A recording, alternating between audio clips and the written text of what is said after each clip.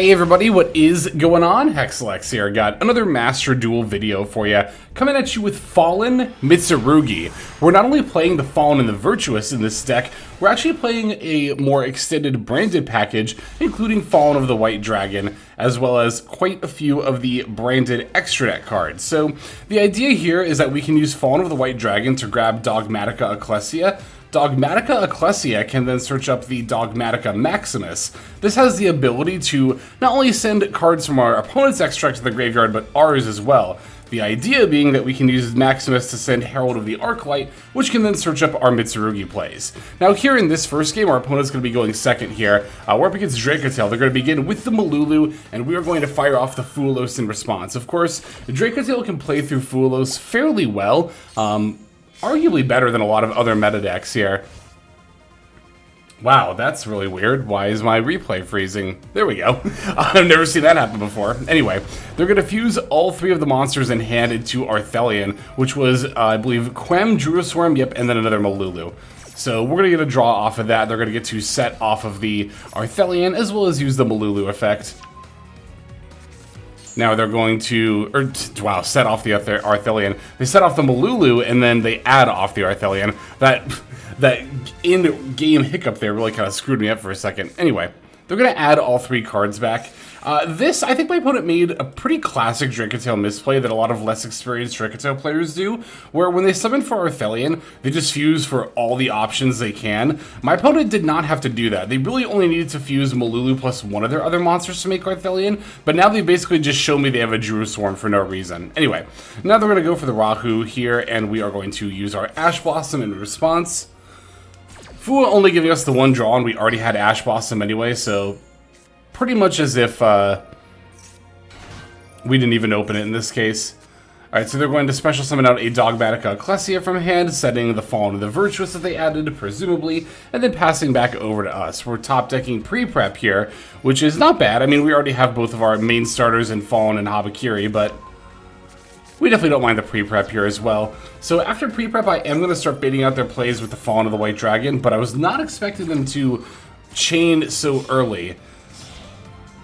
They're going to fuse with the Quem in hand, using the Malulu on board to summon out the Golemel.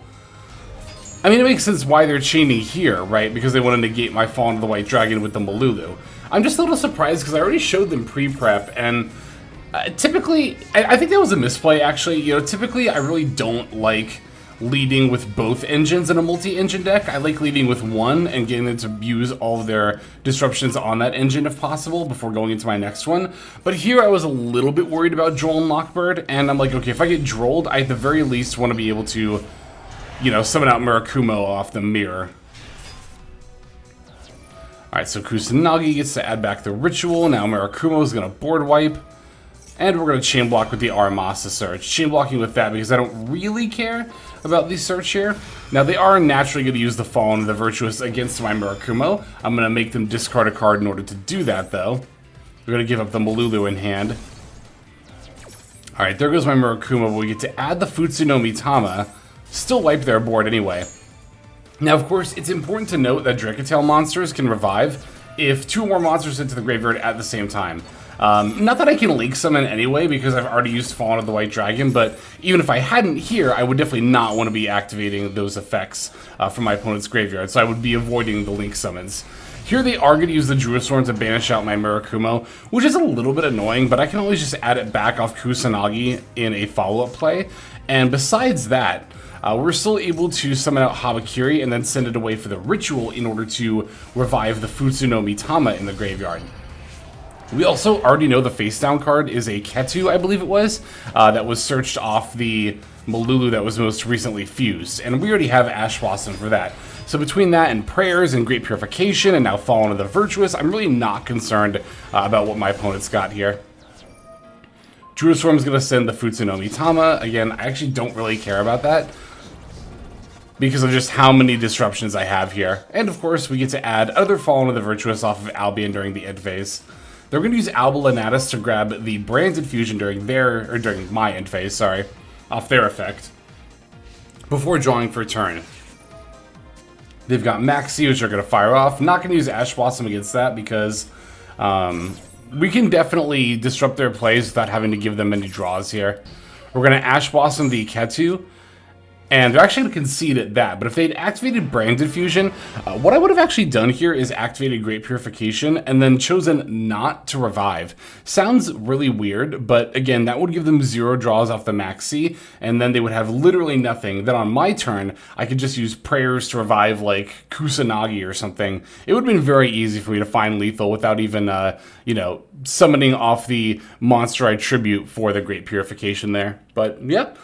Pretty nice going second game there against branded Dracotail. Let's go ahead and take a look at our next duel. Alright, now of course, being that these are WCQ games, I do not have the ability to look at my opponent's deck to tell you exactly what they're on up front, but we'll find out soon enough here. We are going first this time. I didn't open the branded cards a lot going first. That's why I went with that going second game as our first replay, because it actually did show me opening Fallen of the White Dragon. Just did not happen a lot whenever I went first, but that's alright, because we did still open plenty of Mitsurugi plays. This hand's slightly awkward. We have to normal summon Saji and then activate Ritual to summon from deck first, tributing the Saji and then the Aramasa that's also in hand. I really, really, really hate opening Saji in Mitsurugi decks. It's been happening to me so much lately, I'm like almost considering playing 2 Saji, which is not necessarily good at all, but I'm just so sick of seeing that card in my opening hand when you always want it to be in your deck. But here we can special summon the Kusanagi, and then now that's going to let us wheel back the Ritual. That way we can summon out the Habakiri that's in our hand here in just a moment, as soon as the Murakumo revives. And then we're going to activate, the Ritual, sending the Futsuno Mitama from deck. That way we can summon it from the graveyard with the Mirror. Now granted, in this build, it is actually slightly better to open like Habakiri or Pre-Prep as a starter, as opposed to the Fallen of the White Dragon. I guess it's kind of hand dependent, but you do at the very least get to make the IP Masquerena or Dynamundo, you know. I'm playing both, but... Alright, we got the Prayers, we got the Great Purification. Alright, we're going to link the Kusanagi and the Habakiri into the IP as mentioned. And even though we already have Fallen the Virtuous, there's no reason not to summon Dogmatica Ecclesia here. Grab an extra copy. I'll set all 4 cards just for maximum intimidation. And then we'll pass back over to our opponent. Alright, looks like they're going to be on Cool Tune. They're activating Duelist Genesis. We're definitely going to make them discard a card in order to use that. Murakumo's going to force them to send a Rekko, so I'm assuming they already have another Rekko. Either that or they're planning to summon it off of Synchro Overtake here. Synchro Overtake is going to resolve. They actually summoned Cool Tune Mix. Now Mix gets to activate, and then we're going to use the effect of Futsuno Mitama in order to revive Kusanagi. They're going to chain Ghost Spell, which is so unbelievably fine. I do not care at all about them stopping that one summon. And here I'm going to use Fallen of the Virtuous against the Cool Tune Mix. See, here's the thing about Cool Tune, right? You definitely want to make sure that you're keeping their monsters off the board as much as possible, if possible. Because even if you're not negating them, right? If your opponent doesn't have any Cool Tune monsters on the field, they can't Synchro Summon with other stuff in hand. They need at least one monster to be on the board to be able to make plays. So as they're about to extra normal summon off Rotary, I'm going to respond with the IP Masquerena effect to go into the SP Little Knight now. That way, after the Rekko is summoned, I can then use the Little Knight first effect to banish it for good. And now, if they normal summon an additional Cool Tune monster, especially something like Q that activates on summon, I can then just use Little Knight in order to banish it. They're going to add the Mix back, normal summon Clip, and here I'm going to use Prayers, tributing the Murakumo in order to add Aramasa and then revive Kusanagi. Now the Murakumo gets to activate. I'm going to chain block with the Kusanagi, and then we also get to chain block with the Mirror here as well. Alright, so Mirror is going to shuffle back into the deck, Kusanagi is going to add back the Ritual to hand, and then Murakumo gets to revive and then destroy the Clip. Once again, we're just keeping monsters off of their board, that way they aren't able to make any of their Cool Tune plays. And we actually already knew that that was going to be lethal because we know the last 2 cards in their hand are, I believe, Rekko and Rotary. They've used up all of their regular and extra normal summons. Well, they didn't have JJ Cool Tune, but all the other ones. And we did still have Great Purification face down, so we still had an Omni Negate even if somehow they had another play. Just a really good example of how like the pure Mitsurugi game plan is more than good enough when it comes to going first and setting up boards here. All right, let's take a look at next game. Okay, once again, we will be going first here. Let's see what this hand looks like. Maybe we'll get, if not Fallen of the White Dragon, at least Dogmatica Ecclesia again. No such luck this time, although we do have Prayers at the very least to act as a starter here. We're going to tribute the Futsu no Mitama in hand. They are going to Ash Blossom the Prayers, but that's fine, because the Futsu no Mitama still gets Search here. Very, very glad to have opened a Ritual Monster alongside the Prayers. Obviously, if we just draw phase Prayers, and they had Ash Blossomed, and yeah, that would have been it for us. Alright, so there's Saji. Saji's going to grab Ritual. Ritual's going to activate. We're going to summon the Murakumo from hand by sending Kusanagi and Aramasa from the deck. Yeah, no Night Sword Serpent. I haven't played Night Sword Serpent in a Mitsurugi deck in forever. It's just really win more, honestly, in pretty much every board state. I mean, I guess there are some combo lines where you really need the extra body if you're trying to do extra stuff, but for just doing average Mitsurugi plays, it is a little bit win more. More than a little bit, actually. It's very win more, considering how bricky it is to actually open. Alright, Ritual second effect, summoning the Murakumo from the deck. Habakiri gets to revive. We're going to add Mirror. You always got to add Mirror from your first Mitsurugi search. That way you can revive, you know, or rather Ritual summon from the graveyard. And then get more searches. If you searched up, like, Great Purification, that'd pretty much just be the end of your line, right? But here we're going to get to search it anyway. And then revive.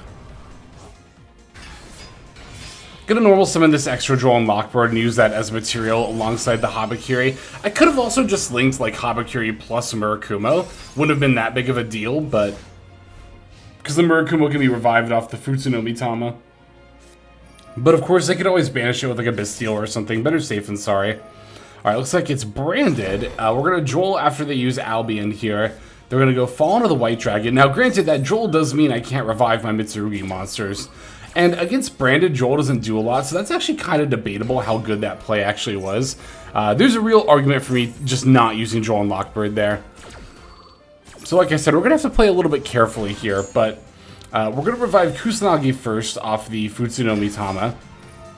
Next up is the Habakiri, and then the Kusanagi is going to wheel the Prayers back to our hand. Just getting that follow-up, making sure we have additional plays. Here's Habakiri.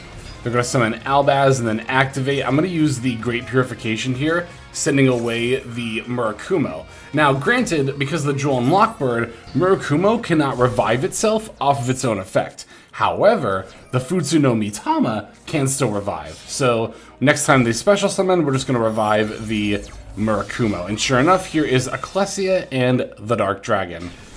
Futsu no Mitama activates, we're going to revive the Murakumo, they're going to chain Ecclesia's effect, and then here's where we are going to use the Ash Blossom. Now the Ecclesia is negated, Murakumo revives. I actually probably should not have revived Murakumo here at all. I should have waited, because now when Murakumo board wipes, they can just use Ecclesia Graveyard effect. That was a misplay on my part, but they end up targeting the IP anyway, which I'm just like, alright, I'll just chain IP. And then link with the Kusanagi in order to make SP. And then I'm going to use SP Little Knight to banish the Branded Retribution out of their graveyard. I don't know if their last card in hand would have actually like made plays with it, but I figured it was one of their more likely ways to come back here. Given that, of course, that they're still under Droll and Lockbird and can't search, I figured the next best thing for them is probably sending something and then adding it back, if they could even do it with one card left in hand. It's likely they couldn't. Either way, we had it there. Yeah, I got one last game for you before we finish off. Let's head into that one.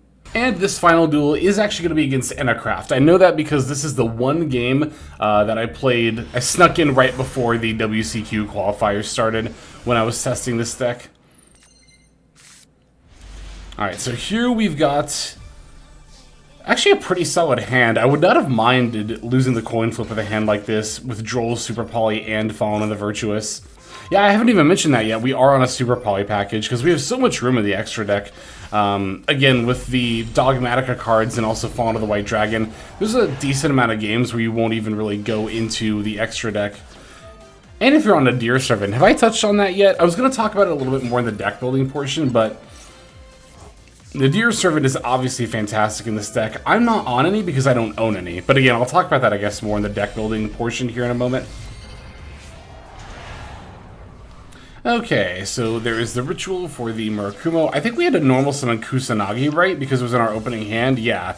That's why I sent the Futsu no Mitama off the ritual earlier. Because I knew I could just normal summon the Kusanagi in order to add the ritual back to hand.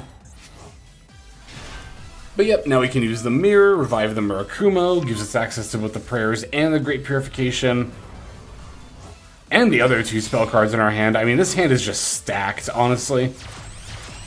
I think even without the more extensive Fallen package, like White Dragon and Dogmatica stuff, would definitely still just play Fallen of the Virtuous. I might even consider just playing Dogmatica Ecclesias anyway with Mitsurugi, just because you don't really care that much.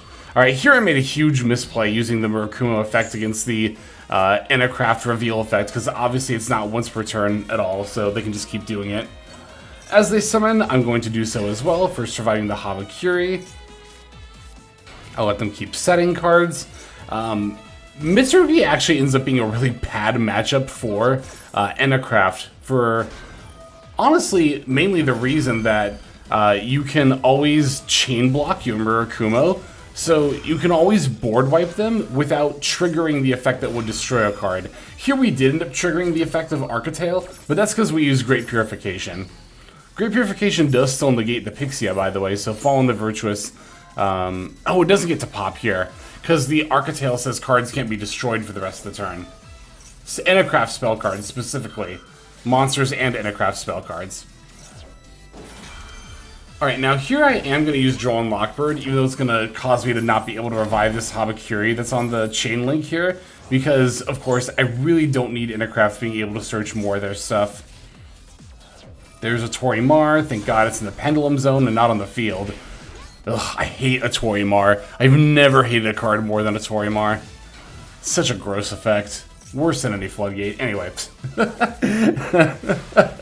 I've become that which I despise. Yu-Gi-Oh! Players constantly complaining about their least favorite cards. Anyway. So, they're going to go for the Dracotail burn, but with Dracotail already face up, they can't protect from their board being wiped anymore, meaning that we are very easily able to just get rid of it and then take the dub from there. I mean, we did not just threaten to get rid of it, we didn't even have to resolve the Murakumo effect, but yeah, no, like I said, Mitsurugi ends up being a great matchup for a couple of reasons against Enneacraft. One, as mentioned before, you can always chain block Murakumo's effect, so that way you don't trigger the Dracotail and you get to wipe their board. Just gotta be careful for whatever the one that is chain link through or higher, negating those effects, gotta watch that. The other thing is that obviously being a ritual deck, you contribute a lot of monsters and you contribute monsters face down. So that's another really handy way to be able to counter the very disgusting, worse than a Floodgate effect from a Torimar. But yeah, so that's the games. Those are the games there, rather. Let's take a look at the deck list. Okay, so here is the list. Now, there's actually a lot of different ways that you could build and play out a deck like this. I'm running a lot of stuff that's really, really optional, but one thing I'm not playing that I do wish I was on in the grand scheme of things, I just don't own any, is Nadir Servant. Nadir Servant's obviously excellent for this deck. Not only being able to add the Dogmatica Ecclesia, giving you more access to Fallen the Virtuous, but you can also use Nadir Servant to summon out the Dogmatica Maximus. And more than that, this also just straight up sends the Herald of the Arclight, so you can even skip this step if you wanted to. But this also does let you rip cards for your opponent's extra deck. Granted, they get to pick what's sent, but still not a bad effect. But yeah, Nadir Servant being able to dump Herald of the Arclight, searching your Mitsurugi plays, while also grabbing, you know, you couldn't even grab Fallen of the White Dragon, but moreover Dogmatica Ecclesia to get Fallen the Virtuous. It's just really, really strong. So if I owned it, it would definitely be in here, but I don't, so it's not. That said, as mentioned before, we have the Dogmatica Maximus to kind of help us with potentially sending cards from the extra deck. Not that Mitsurugi has a ton of issues opening starters, right? I mean, we have the Aramasa, the Habakiris, the pre-preps, but it is nice to have that little bit of an extra push for more plays with the Fallen of the White Dragon. Now, mostly because I'm not on Nadir Servant, I had a little bit of extra room in the main deck, so I decided to include a couple of techs that didn't really come up, but I think could potentially be good. We're playing Incredible Ecclesia, as well as Dogmatica Ecclesia, as well as 1 Fallen of Albaz, in addition to 2 Fallen of the White Dragon. The idea here being that if we don't necessarily need or want to go into Dogmatica Ecclesia for Fallen of the Virtuous, we can instead use, or Maximus for ritual plays, we can instead just go into the Incredible Ecclesia, potentially get a hand rip in with Omega, or make Ecclesia and the Dark Dragon to have the option to go into Fallen of Albaz during the opponent's turn. So we're playing a few extra branded, fusion monsters to just have some more options to potentially go into with Fallen of Albaz. That never really came up in my testing, but it is something that in theory you could do. Or again, if you wanted to, you could just cut Incredible Ecclesia, Dogmatica Maximus, and 1 more card, and then throw on a playset of, again, the Nadir Servant, which I cannot recommend enough for this deck. As mentioned, just don't own any. But this strategy was a lot of fun. I've been looking for more decks that you can utilize Fallen of the White Dragon as an engine in. The extra deck lock does limit your options as far as that goes, but Mitsurugi, obviously being a ritual deck, doesn't really care about the extra deck lock. The extra deck here is actually pretty loosey-goosey. There's a lot of different things that you could do with it. We're on Super Poly, so we have Super Poly targets, but that's pretty optional. We're on Fallen of Albaz, so we have some extra targets for that, but that's very, very optional. I have Golden Cloud Beast Malong to potentially send off Dogmatica Maximus. Of course, you could also just send Garuru to draw a card if it's turn 1, but if you're going second, that's potentially a good option to get a bounce in, as well as sending, Herald of the Arclight and searching up your Mitsurugi plays. But on top of that, as mentioned, we got the Omega Hand Rip. This never comes up, so that's definitely replaceable. And even IP SP in Mitsurugi decks is pretty optional. You could always simply just make the Dynamundo instead. Alright, I think that covers pretty much everything I wanted to talk about as far as this build goes. Definitely let me know what you think in the comments below, especially if you've been trying a similar list to this. Let me know how that's been going for you, because I think this deck is really cool, and I'd love to see how well it keeps doing in the future. But for the time being, I think it's going to go ahead and do it. So thank you so very much for watching. As always, really appreciate that you're watching all the way to the very end of the video. I know I mentioned this in the outro too, but it really is like, one, appreciated, because, hey, you like the thing that I made. That's cool. That's always fun. And, yeah, it really does help support smaller channels like mine.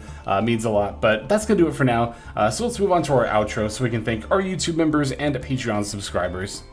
Hey everybody, Hexlex here. Thank you so very much for watching all the way to the very end of the video, which by the way is one of the best ways to support the channel. Speaking of supporting the channel, take a look at the names on screen. These are folks who have been so generous as to either join as a YouTube member or subscribe over on patreon.com/Hexlex to support. There's also perks for doing so.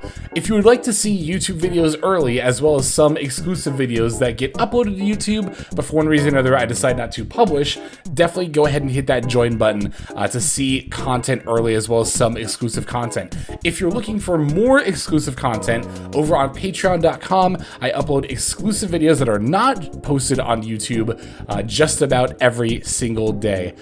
Whether you choose to subscribe over on Patreon, join as a YouTube member, or simply continue to watch, your support is greatly appreciated. Thank you so very much. But for now, this is Hexlex. I am signing out, and I hope that you have a fantastic day.